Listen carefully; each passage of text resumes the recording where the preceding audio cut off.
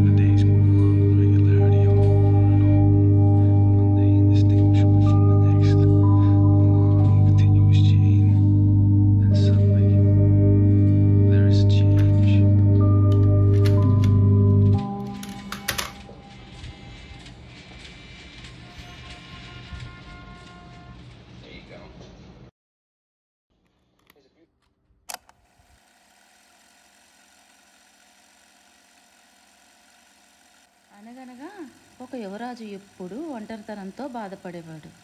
నా అనుకునే వాళ్ళు ఎవ్వరూ లేరు. అయితే ఒక వెన్నెల రాత్రి ఆ యువరాజు తన రాజ్యం పక్కన ఉన్న మాయ అడవిలోనికి వెళ్ళాడు.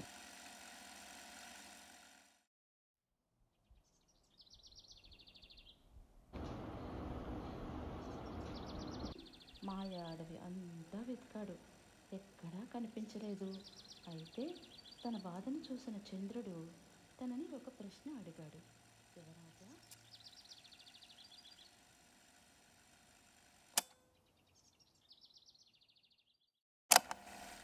ఒక యువరాజు, అతను ఎప్పుడూ ఒంటరితనంతో బాధపడేవాడు.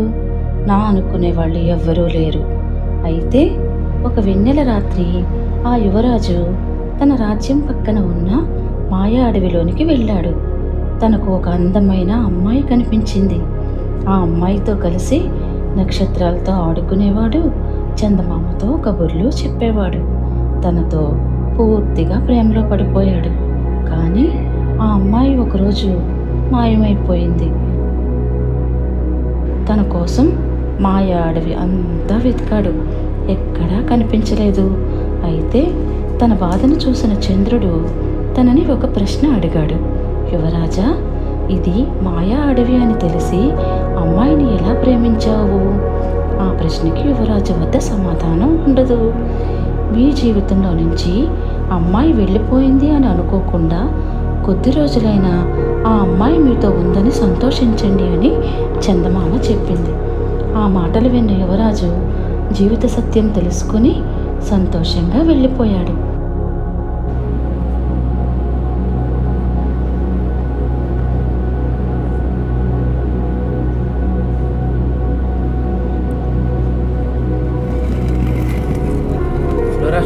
లేదా పైగా కూర్చుందాం. బ్రో, ఎక్స్క్యూజ్ మీ, కూర్చున్నాం పర్లే కదా? పర్లేదు. ఇది మీకు ఏ పేరేంటి? ఫ్లోరా. ఫ్లోరా? అది క్యాసెట్ ప్లేయర్ కదా? నువ్వు ఇంకా అందులోనే పాటలు వింటున్నావా? అంటే అది అలాంటిదే అనుకోండి. అనకనక ఒక యువరాజు ఎప్పుడు ఒంటరితనంతో బాధపడుతూ ఉండేవాడు. కంగారు పడద్దు, మా అమ్మ దూరదర్శన్లో చందం కథలు చెప్తూ ఉండేది. అయితే మా అమ్మ 15 years బ్యాక్ యాక్సిడెంట్లో చనిపోయిందనమాట. సో అప్పటి నుండి అలాంటి క్యాసెట్లోనే వింటూ పెరిగాను. పెద్ద అవుతున్న కొద్దీ ఆ క్యాసెట్లు కూడా పాడైపోయాయి. మీ మదర్ పేరు? లక్ష్మి. ఇంకొకసారి ఆవిడ గొంతు వినాలనిపిస్తూ ఉంటుంది. It's okay.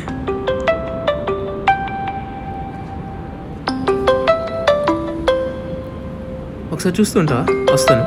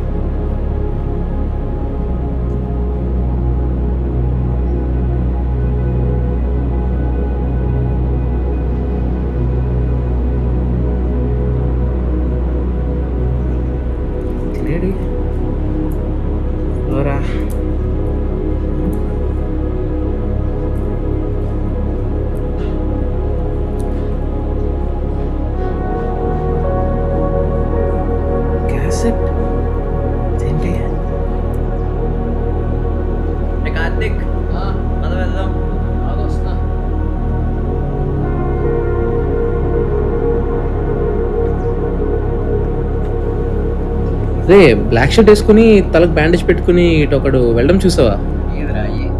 ఆడు క్యాసెట్ తెచ్చాడు రా. అది నా బ్యాగ్లో పెట్టి వెళ్ళిపోయాడు. ఏమోరా, నువ్వు రాకుండా నా పక్కనే కూర్చున్నాడు. అవునా? ఇప్పుడు నా పక్కనే ఉన్నాడు రా. ఏముందో విందాంలే.